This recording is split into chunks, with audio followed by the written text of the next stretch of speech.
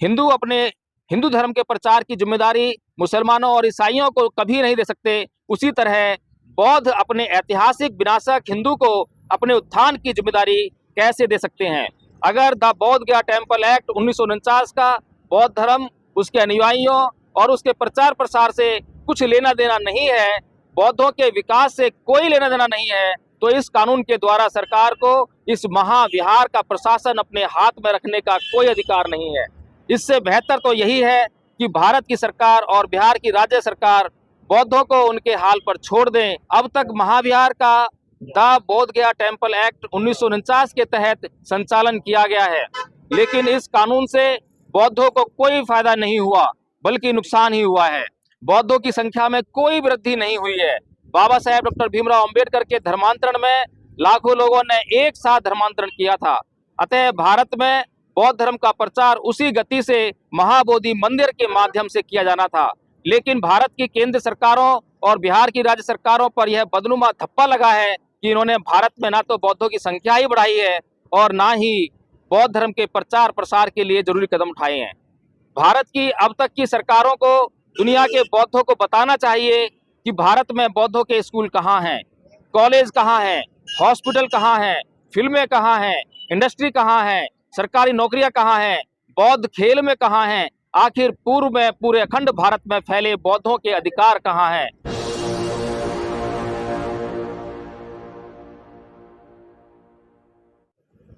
साथियों, धम्पद में भगवान बुद्ध ने कहा है, न पुगंदो पटिवात बेती न चंदन तगर मलिकावा सतंच गंदो पटिवात बेती सब दिशो सब पुरुषो पवाती। अर्थात फूलों की सुगंध या तगर या चंदन की सुगंध जो है कभी भी हवा की विपरीत दिशा में नहीं जाती है, लेकिन जो शीलवान पुरुष होते हैं उनकी सुगंध जो है चारों दिशाओं में हवा के विपरीत भी जाती है।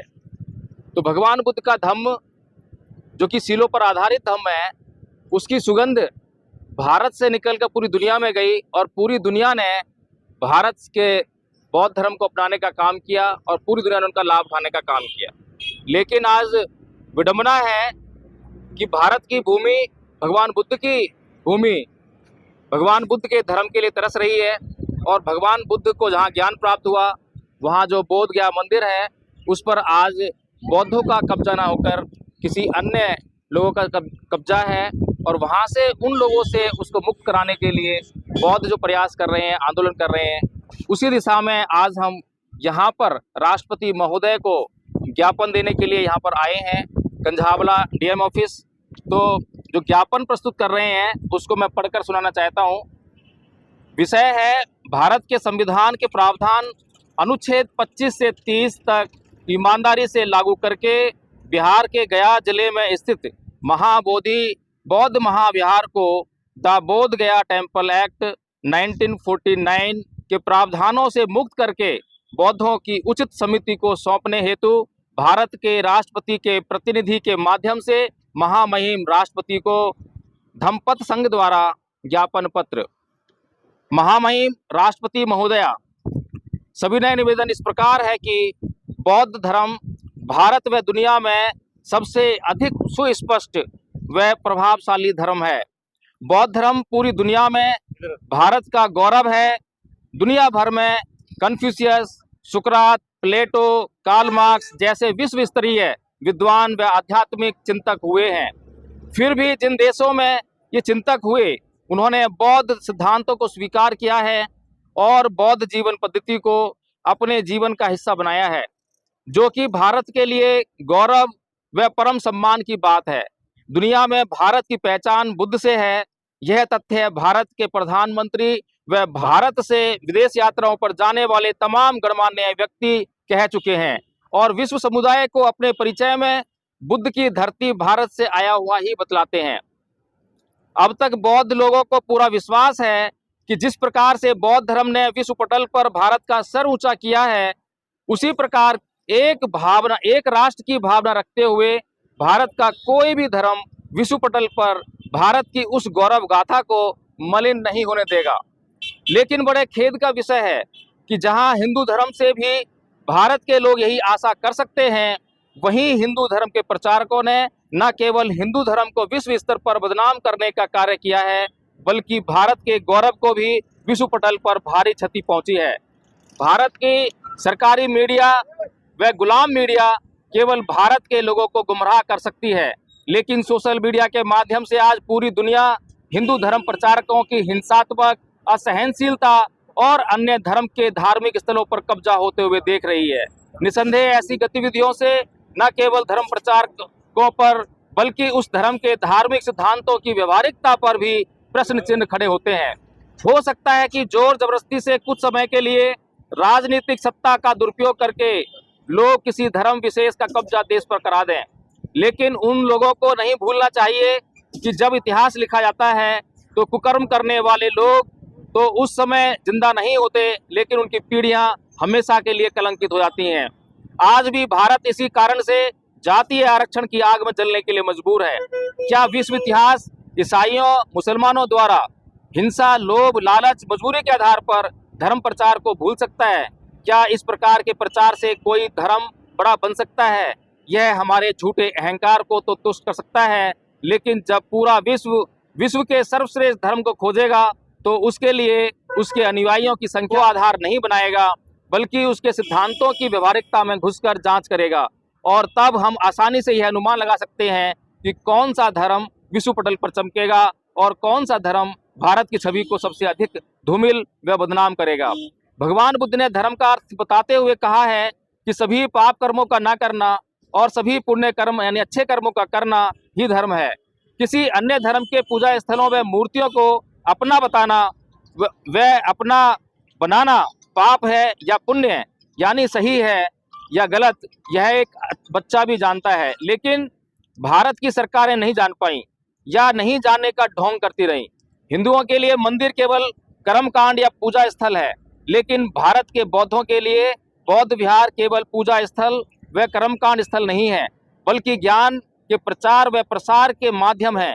अब तक महाविहार का द बोध गया टेम्पल एक्ट 1949 के तहत संचालन किया गया है, लेकिन इस कानून से बौद्धों को कोई फायदा नहीं हुआ, बल्कि नुकसान ही हुआ है।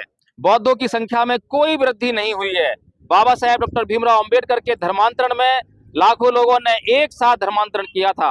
अतः भारत में बौद्ध धर्म का प्रचार उसी गति से महाबोधि मंदिर के माध्यम से किया जाना था, लेकिन भारत की केंद्र सरकारों और बिहार की राज्य सरकारों पर यह बदनुमा धप्पा लगा है कि इन्होंने भारत में ना तो बौद्धों की संख्या ही बढ़ाई है और ना ही बौद्ध धर्म के प्रचार प्रसार के लिए जरूरी कदम उठाए हैं। भारत की अब तक की सरकारों को दुनिया के बौद्धों को बताना चाहिए कि भारत में बौद्धों के स्कूल कहाँ हैं, कॉलेज कहाँ हैं, हॉस्पिटल कहाँ हैं, फिल्में कहाँ हैं, इंडस्ट्री कहाँ है, सरकारी नौकरियां कहाँ हैं, बौद्ध खेल में कहाँ हैं, आखिर पूर्व में पूरे अखंड भारत में फैले बौद्धों के अधिकार कहाँ हैं। अगर द बोध गया टेम्पल एक्ट 1949 का बौद्ध धर्म, उसके अनुयायियों और उसके प्रचार प्रसार से कुछ लेना देना नहीं है, बौद्धों के विकास से कोई लेना देना नहीं है, तो इस कानून के द्वारा सरकार को इस महाविहार का प्रशासन अपने हाथ में रखने का कोई अधिकार नहीं है। इससे बेहतर तो यही है कि भारत की सरकार और बिहार की राज्य सरकार बौद्धों को उनके हाल पर छोड़ दें। अगर सरकारें बौद्धों का कुछ भला नहीं कर सकती हैं तो उन्हें बौद्धों के नाम पर महाबोधि विहार से दान के रूप में विदेशी धन उगाकर बौद्धों का बुरा करने का कोई अधिकार नहीं है। विदेशी बौद्ध श्रद्धालु महाविहार में दान बौद्ध धर्म के उत्थान के लिए देकर जाते हैं, ना कि हिंदू महंतों के पेट पालने के लिए।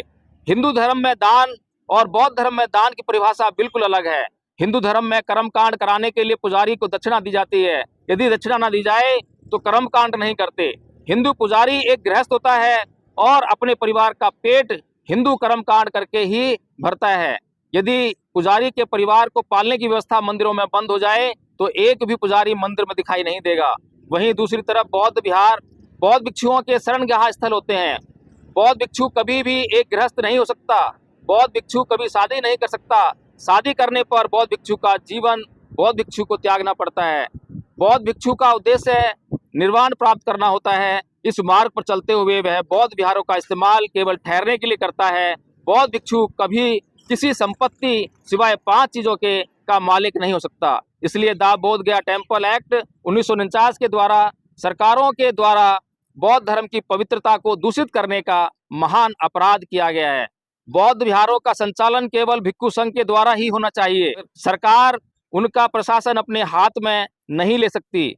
भारत के संविधान में प्रत्येक धर्म के अनुयायियों को अपने धार्मिक स्थलों की देखरेख, धर्म के प्रचार की स्वतंत्रता, धार्मिक शिक्षा संस्थानों के निर्माण करने की स्वतंत्रता, केवल उस धर्म के लोगों के द्वारा किए जाने की आधिकारिक व्यवस्था मूल अधिकारों के अंतर्गत की गई है। अतः जिस प्रकार हिंदू अपने हिंदू धर्म के प्रचार की जिम्मेदारी मुसलमानों और ईसाइयों को कभी नहीं दे सकते, उसी तरह बौद्ध अपने ऐतिहासिक विनाशक हिंदू को अपने उत्थान की जिम्मेदारी कैसे दे सकते हैं। भारत की सरकारों को यह कार्य द बोध गया टेम्पल एक्ट 1949 के अंतर्गत देकर भी बौद्धों ने देख लिया है, लेकिन बौद्धों के साथ इस कानून के आधार पर दुनिया का सबसे महान अन्याय ही हुआ है। ऐसे में अगर वास्तव में भारत की सरकारों में रहने वाले व्यक्ति जिस भी धर्म को मानने वाले क्यों न थे, अगर उनमें उनके धर्म के अनुसार जरा भी नैतिकता होती तो सौंपे गए कार्य को पूरा न कर पाने पर अपने पद से त्याग पत्र व बौद्धों का महाविहार उन्हें वापस सौंपने की कार्य ईमानदारी से करते। लेकिन यह दुर्भाग्य है भारत का कि उसे धार्मिक ईमानदार राजनेता प्राप्त नहीं हुए। इन नेताओं ने न केवल अपने आप को, अपनी पीढ़ियों को, बल्कि अपने धर्म को भी अपमानित कर कलंकित करने का नीच कार्य किया है। हिंदू चाणक्य की नीति साम दाम दंड भेद को पालन अपने ही देश के अपने ही भाइयों के खिलाफ करते हैं, जो कि अति निंदनीय कार्य है। लेकिन बौद्ध धर्म में संपूर्ण मानव जाति के प्रति नैतिक आचरण को ही प्रमुख स्थान दिया गया है, जिससे किसी भी हिंदू को तनिक भी कष्ट नहीं हो सकता। एक तरफ बौद्ध धर्म है जिसने हिंदुओं को या किसी भी अन्य धर्मावलंबी को कभी नहीं सताया, और दूसरी तरफ दुनिया में इस्लाम और हिंदू हैं जिन्होंने बौद्धों को सताने में कोई कोर कसर नहीं छोड़ी है। फिर भी बौद्धों ने कभी हिंसा का सहारा नहीं लिया है। ऐसे में हिंदुओं के साथ बौद्धों की किसी भी प्रकार की धार्मिक सहभागिता की अपेक्षा व उम्मीद करना न केवल बेईमानी होगी, बल्कि देशद्रोह से भरा एक कदम होगा। अपने देश में शांति व सौहार्द के वातावरण को जानबूझकर बिगाड़ना देशद्रोही हो सकता है। अगर महामहिम जिसकी लाठी उसकी भैंस के आधार पर देश का शासन नहीं चला रही हैं, संविधान के माध्यम से देश चला रही हैं, तो उन्हें इन सवालों का ईमानदारी से जवाब जरूर देना चाहिए। भारत का संविधान अनुच्छेद 13 में यह घोषणा करता है कि भारत का कोई भी कानून, सामाजिक, धार्मिक, परंपरा, रीति रिवाज यदि संविधान के मूल अधिकारों का हनन करता है, कम करता है, तो उस सीमा तक वह कानून, रीति रिवाज, परंपरा अवैध होगा। लेकिन द बोध गया टेम्पल एक्ट 1949 भारत की सरकारें लगातार बौद्धों के मूल अधिकारों और अनुच्छेद 49 का हनन कर रहा है, और इस तरफ भारत की सरकारों ने इस तरफ कोई ध्यान नहीं दिया। जिस प्रकार हिंदू मुस्लिम शासकों द्वारा उनके मंदिर तोड़े जाने को नीच कार्य कहते हैं, उसी प्रकार से बौद्धों के विनाशक होते हुए भी उनका भला करने के नाम पर हिंदुओं ने स्वयं हिंदू धर्म को भी अपमानित करने का कार्य किया है। महाबोधि महाविहार बौद्धों के लिए ऐतिहासिक दृष्टि से अति महत्वपूर्ण है। सर्वविदित है कि महाबोधि मंदिर भारत के महानतम सम्राट अशोक द्वारा बौद्धों के लिए निर्मित किया था। बौद्ध धर्म न केवल हिंदू धर्म से जमीन आसमान की भिन्नता रखता है, अपितु विश्व के प्रत्येक धर्म से सैद्धांतिक और व्यवहारिक आधार पर भिन्नता रखता है। सम्राट अशोक ने बेशक सभी पंथों को अपना प्रचार करने की स्वतंत्रता दी, लेकिन एक दूसरे के धार्मिक स्थलों पर हस्तक्षेप करने की इजाजत कभी नहीं दी। क्या कभी कोई शासक ऐसा कर सकता है कि किसी एक धार्मिक स्थल को दो संप्रदायों को इस्तेमाल करने के लिए सौंप दे? क्या दुनिया की कोई भी सरकार ऐसा कर सकती है? क्या भारत का सर्वोच्च न्यायालय इसे न्यायोचित ठहरा सकता है? सभी जानते हैं कि हिंदुओं के पास इनका कोई ऐतिहासिक आधार नहीं है। हिंदुओं का धर्म भी बुद्ध को किसी भी प्रकार से स्वीकार नहीं करता। अगर हिंदू बुद्ध को किसी भी रूप में स्वीकार करते तो उन्हें बुद्ध को हिंदू देवी देवता बनाकर पूजने की जरूरत नहीं पड़ती। सबसे अहम बात यह है कि बाबा साहेब अम्बेडकर ने अपनी साहित्यिक रचनाओं में सब रहस्य स्पष्ट रूप से खोल दिया है। उन्होंने स्पष्ट रूप से हिंदू धर्म को सार्वजनिक तौर पर नकारा, ताकि भारत के बौद्ध किसी भी प्रकार से हिंदू धर्म के संपर्क में न आ सकें। इसके लिए उन्होंने सर्वविदित 22 प्रतिज्ञाएं अपने अनुयायियों को दिलाई। विश्व का सबसे महान विद्वान हिंदू धर्म को त्याग चुका है। हिंदुओं को अपने धर्म की गरिमा की तनिक भी चिंता नहीं है, और वे जोर जबरदस्ती से ही अपने धर्म का प्रचार करना चाहते हैं। हिंदू सदैव अपने लिए अलग और दूसरों के लिए अलग जीवन के मापदंड निश्चित करते हैं। अब समय आ गया है कि हिंदू अपने अंतःकरण में झांक कर देखें और बौद्धों को अपना विकास करने के लिए स्वतंत्र छोड़ दें। अतः महामहिम से अत्यंत विनयपूर्वक प्रार्थना है कि सभी बौद्ध विरासतों से हिंदुओं का कब्जा तुरंत हटाने का आदेश दें एवं अन्य संदेहास्पद बौद्ध विरासतों की जांच ईमानदारी से किसी अंतर्राष्ट्रीय संस्था द्वारा करवाई जाए। भारत के तमाम बौद्ध एवं भारत के संविधान में विश्वास रखने वाले संगठनों के साथ धम्मपद संघ संवैधानिक अहिंसात्मक प्रावधानों के तहत आंदोलनों व विरोध प्रदर्शनों का ही समर्थन करता है। बहुत बहुत साधुवाद, धन्यवाद।